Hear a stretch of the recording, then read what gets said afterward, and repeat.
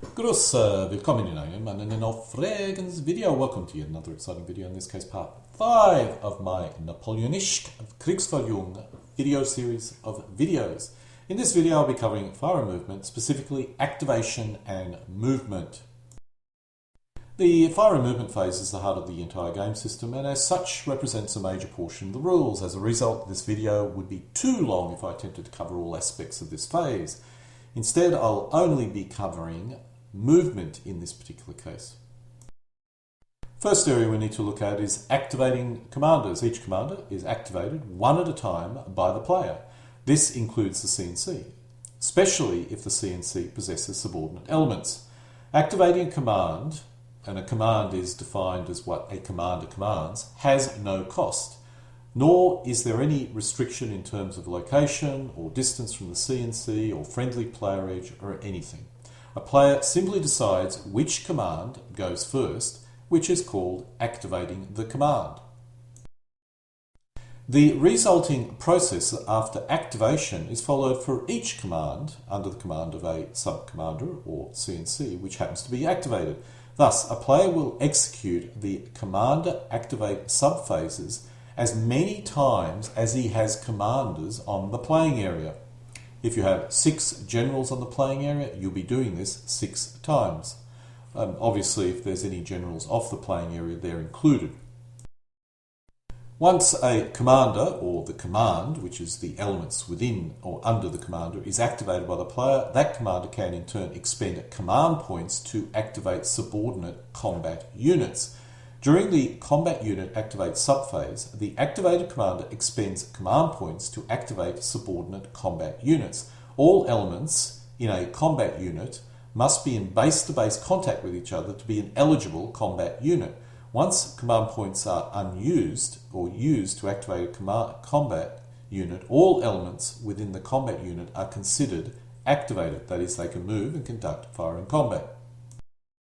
The next subphase is the activate combat unit movement and fire subphase. During the active combat unit movement and subphase, all active elements subordinate to that headquarters can conduct movement and fire combat. Obviously, all activated elements within the combat unit which has been activated can conduct movement and fire combat. When activated, each individual element has between 1 and 3 actions. Each action allows an element to either move or conduct a fire combat, and in some cases also to engage in close assault. This can occur in any order, and elements can choose not to expend all their actions, allowing other elements to expend their actions before completing their fire and movement phase by expending their remaining actions.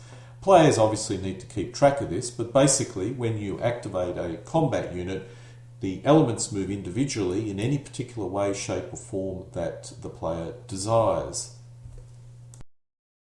A close assault is a special form of combat which requires an action and a command point to execute. It is conducted after all non-close assault movement and fire combat has been completed. During the attacking combat unit, or during this, the attacking combat unit close assault subphase, an active combat unit can conduct close assault by expending an action. It doesn't move and it doesn't conduct fire combat, it just expends one of its actions, and its superior commander then has to expend an additional command point above those required to actually activate the combat unit. So if the combat unit costs 2 command points to activate and you want the whole thing to go into close assault, you have to pay another 2 command points. If you're activating a combat unit and you're only moving enough elements that only require 1 command point to conduct close assault, then it's only 1 point. The command unit, once you've paid all these actions or command points, can now move as a whole into base-to-base contact with the enemy, and this is referred to as the attacking combat unit. It should be noted that the combat unit that you activate at the beginning doesn't necessarily have to be the attacking combat unit. You can leave elements behind, and often you will do so. Now, this move may trigger opportunity fire by the enemy. Any activated element in base-to-base contact with an attacking combat unit and with sufficient actions available can be part of the attacking combat unit. Once the close assault move has been conducted, then any opposing elements in base-to-base contact with each other during the close combat subphase results in close combat. In fact, it must occur. This is repeated round after round until the combat has been resolved, and at the end of the entire process, no opposing elements must be in or can be in base-to-base contact with each other. During the close combat subphase and after opportunity fire is resolved, the close combat now begins. The attacking combat unit conducts as many rounds of close combat as required until one side is eliminated or retires. All enemy elements in base-to-base contact with the attacking elements, including edges and corners, and any enemy elements in base-to-base contact to the rear, are considered part of the defending combat unit. That has to be defined. The attacking combat unit now totals its eligible die rolls of all elements attacking to determine how many hits are achieved. The defending unit does the same. Both sides now spin a save die based on the number of hits that they received. The resulting hits and casualties are now compared to determine if one side retires. After the first round, each side can voluntarily retire, and this is normally how you end close assault. If they remain in base-to-base combat, the close combat continues for another round. Disactivating commands, or sub-generals, are repeated for as many commanders as the owning player possesses. During the fire and movement end subphase, and once all activated elements subordinate to a commander have completed their fire and movement, another commander is activated. This is repeated until all commanders have been activated and all activated elements have conducted fire and movement and close assault. This phase is used to mark the end of a commander's fire and movement phase, signalling this needs to be repeated. The phasing player in a fire and movement phase can activate commanders in any order they wish, which includes the CNC. As a CNC can give command points to sub-commanders, this needs to be tracked. A CNC can only use a single command point once in a phasing fire and movement phase. Once activated, the sub-commander or CNC can expend command points in order to activate command units, as we've discussed, or alternatively to make a combat unit or attack combat unit to execute a close assault. A commander's available command point is equal to its quality, so a commander with a quality of 3 possesses 3 command points each fire and movement phase. This may be modified by its professional skill. A CNC within command radius can give its command points to the activated sub-commander. Once the total number of available command points are determined, the commander can now start expending them. Let's look at an example. In this case, the sub-commander's command consists of 8 elements. The commander has 3 command points. There is no professional skill modifiers and the CNC is not giving it any command points. In this case, the commander has decided to form 3 combat units, each of which costs 1 command point to activate. The cost is normally calculated by dividing the number of elements and rounding to the closest whole number. A half rounds up to 1 in this case. Typically you divide by 4, but this can vary based on the kind of scenario that you're playing. If all elements were within a single command unit, that is all these 8 elements, which require all these elements to be in base-to-base contact with each other, it would cost 2 command points to activate this single unit. Let's look at another example. In this case, we have 8 elements and the commander has 4 command points. The commander can expend 2 command points on activating the entire command as a single combat unit, and then spend an additional 2 command points to initiate close assault. Command points are used to activate a combat unit to move or conduct fire combat and to allow an activated combat unit to engage in close assault. A Army Commander or CNC, which has not yet been activated, can give command points to any subordinate commander within its command radius. This needs to be noted and affects the number of command points available to the Army Commander when it is in turn activated. This represents the CNC assisting in the actions of the sub-commander that the sub-commander happens to be undertaking. It's normally done if the quality of the commander or sub-commander is low or a complex close assault is being conducted. A combat unit is any collection of elements which are subordinate to the same commander or within the same command, and which are in base-to-base contact with each other. A combat unit is not a formal formation, such as a division or even a brigade or a corps, and is instead one or more formations which are operating in unison, moving and conducting fire combat simultaneously. Above, in this case, the Dragoon is not in base-to-base combat with any other element in its own command, and as a result can only be activated as an individual command unit, which costs 1 point. The element which is not subordinate to the core commander in this case is also not part of the combat unit because it's part of a different command or core. It's under command of a different guy. The disordered element can be part of the same combat unit, but it needs to expend an action recovering, thus it may be left behind by the rest of the combat unit. While the movement is simultaneous, each element determines its movement separately. As a result, to remain together, the combat unit moves at the rate of its slowest element, if that's what the phasing player wants it to do. This combat unit consists of 7 elements, that is, the finally activated combat unit consists of 7 elements, which are divided by 4 and rounded the closest, means it costs 2 command points to activate. In order to close into close assault, the combat unit must also be considered what's called an attacking combat unit.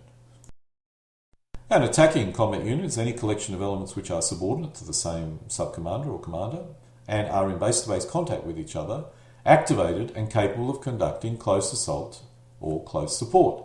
An attacking combat unit is not a formal formation such as a division, brigade or even a corps, and instead of one or more formations which are operating in unison, conducting close assault or close support together. In most cases, it's in the same combat unit which was initially activated, but often elements may be left behind for whatever reason. In this case, as we mentioned before, the Dragoon is not in base-to-base contact with any other element, so it cannot be part of the attacking combat unit. The element which lacks the movement allowance to remain in base-to-base contact with the attacking combat unit in its move, which would result in close combat, is also not going to be part of the attacking combat unit and is left behind. The disordered element, in this case, cannot be part of the attacking combat unit as it needs to expend an action recovering. Thus, it's not in a position to conduct close assault or close combat. Actually, it could. No, it's not. The element behind can move through friendly elements, so it can be part of the attacking combat unit. In this case, it costs 2 command points to conduct the close assault, as the attacking combat unit consists of 8 elements. Once the attacking combat unit has come into contact with the enemy, the defender now needs to define defending combat units. A defending combat unit is any collection of elements which are in contact with an enemy attacking combat unit. They do not need to be in base-to-base contact with each other and do not need to be subordinate to the same commander. They just need to be in base-to-base combat with the enemy attacking combat unit. Every element that happens to be in base-to-base contact in this case must be either part of a close combat or acts as close support. When there is a choice, the owning player can decide which close combat an element is part of. This is a simple example as the attacker only has 3 elements in direct contact with 4 elements. Thus, they will need to be 3 close combats. There's a choice which of the spare elements will be supporting which of the spare elements will be providing close support to whichever close combat. In this example, the attacker has 3 elements in contact with 2 defending elements, with 1 element in contact with both defenders. The attacker can choose which close combat this element is allocated to. The term action or an action can be viewed as a kind of subphase. When a combat unit moves, conducts fire combat or close assault, this occurs in subphases called actions. The number of actions available can vary and in some cases require a quality check. In most cases, a combat unit will have 2 actions. If the commander has a quality 1 or 2, the second action requires a quality test before the second action can occur. If the commander has a quality of 5 or 6, it can get a third action if it conducts a quality test. If the player has achieved an alarm bonus, all actions are increased by 1 to a maximum of 3. Quality tests are no longer required in many cases in this situation. When an activated combat unit has determined the number of actions available, which is based on the commander, each individual element can start expending those actions in any manner they wish, with most activities or actions costing either 1 or half an action. To conduct fire combat or close combat, an element needs 1 action. Most movement activities cost 1 action. Some movement activities cost half an action, providing these elements the ability to expend a half action in other movement actions, which could be, a normal move halved. In most cases, this is restricted to moving forward or another half-action activity that's you got listed here. While all elements move individually, players can move them all together for simplicity. It should be noted a combat unit can split during movement. However, once split, they may be harder to command the next phasing fire and movement phase. During an action, an element can move up to its standard movement allowance listed in the movement table, which we'll show in a moment. The distance an element can move is affected by the terrain it's traversing. Note, when elements move simultaneously in order to speed up gameplay, each element movement is still determined individually. So the whole combat unit basically moves based on the slowest element. This shows the movement allowance of all elements. All movement allowance are provided in base widths such. Thus, if a base width was 4 cm, then a movement allowance of 2 would allow that element to move 8 cm in a single action. If cavalry moving along roads, a single base width covered represents half a movement point, and when moving in difficult terrain, a single movement point allows the element to only cover half a base width, or 2 cm in this case. This table provides movement allowances and terrain impacts. Let's look at an example. The Cuirassier Heavy Cavalry has a movement allowance of 6c, or 6 base widths per action. This element is cavalry, thus the code of the C, so 6c means cavalry. That simply affects, or the cavalry note simply affects the terrain movement in some cases. So cavalry moving through over roads get a bigger benefit, and moving through bad terrain get a bigger penalty. In this example, a medium foot artillery limbers up, which expends an action. The towed guns now move its remaining action over clear terrain, which in this case is 2 base widths, because its movement is 2a. 2 base widths, and A means artillery and the associated terrain costs associated with artillery.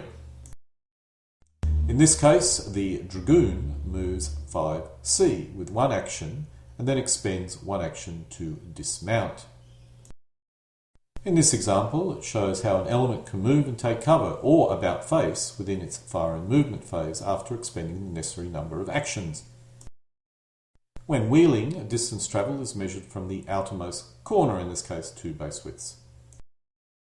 The heavy cavalry, in this case, or light cavalry actually, hussar, has a movement allowance of 6c and moves 6 base widths across clear terrain, expending its 6 base widths or movement points. It can now expend its second action moving into open woods, which would be 3 base widths in distance, because for every base width travel, its movement costs are double. In this case, the light cavalry, hussar, with movement allowance of 6c, moves 3 base widths across clear terrain, expending half of its action. Can now expend the remaining actions, moving up to 1.5 base widths into standard woods or open woods. There is a special travel mode. Travel mode is used to conduct strategic or operational movement. While it doubles all movement, the elements will suffer heavy losses if they're attacked in this mode. This is used when elements need to travel large distances, and one benefit is once activated in travel mode, it does not need to be activated anymore. However, if attacked in travel mode, the element will be in serious trouble, or elements. A retreat move is caused by an element becoming disordered, or can be executed at the end of each close combat round. In both cases, it's an attempt to move to a position of safety. After a player has completed all fire and movement by activated elements, any elements which were not activated can conduct a reaction move, which is a facing change triggered by visible enemy elements within the enemy element's move distance. An element's move allowance could also be referred to as its charge range, as it moves into close combat over this distance. Of course, any element which has 3 actions can make a normal move into a better position before expending an action for the close assault and then an action for a move into contact. Or they may decide to conduct, they probably would do it that way. There are no special rules here for charging, but in most cases a player has to set up his forces for a charge in the following fire and movement phase because of the action restrictions, etc., unless of course they get 3 actions. As the entire fire and movement phase consists of movement, fire, combat and close combat, putting all that into a single video would make the video far too long. This video only covers movement. The follow-on will cover fire, combat and close assault respectively. And so we come to an end of my part 5 of my video on Napoleonische-Kriegsführung rules, in this case looking at the fire and movement phase, specifically covering activation, combat units and movement. Alle guten Dingen kommen zu einem Ende.